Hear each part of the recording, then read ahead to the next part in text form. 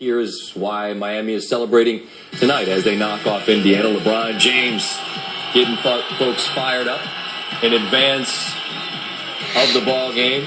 A dunk pregame and a bunch of points once the game got going. Here, head-to-head with Lance Stephenson. There's been so much attention on this, and there'd be plenty more to come. Oh, that's a bit of dramatics. You know, each guy can sell it. There's plenty of Brando and De Niro in each one of those guys. They'll act a little bit here. LeBron to the rim.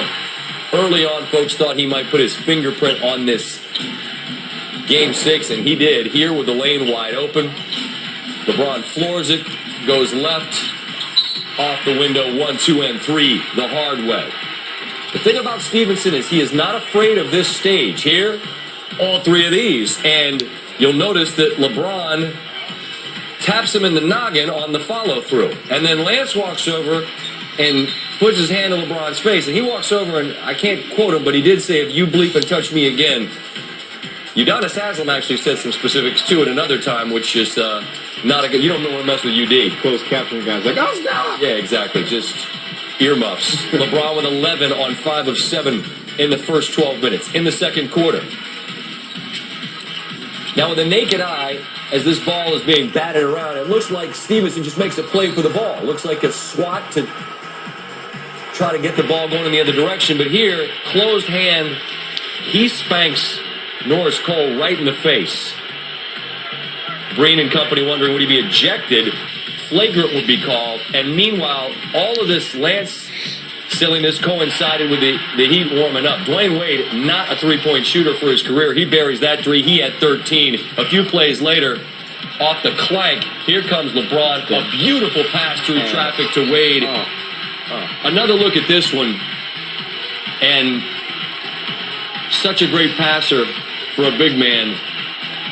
And you see that the lead is just enormous. Second largest lead in the conference finals in the last 15 years. Here are the fellas about what to say. What do you say to your team with your friend Vogel at halftime? We had a good year. Bring it in. That's well put. Well put.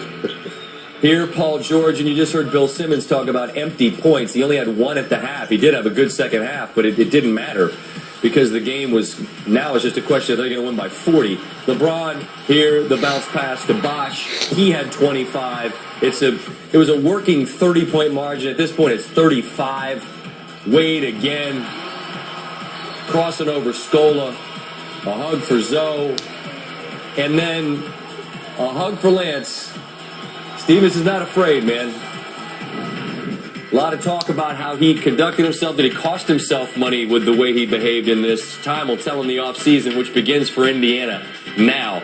As for that big three, there have been times that Bosh was invisible in this postseason, but certainly not in this game. Added up. He, Bosh, and Wade go for 63. They were 24 of 38 from the floor. The Heat as a team shot 58%.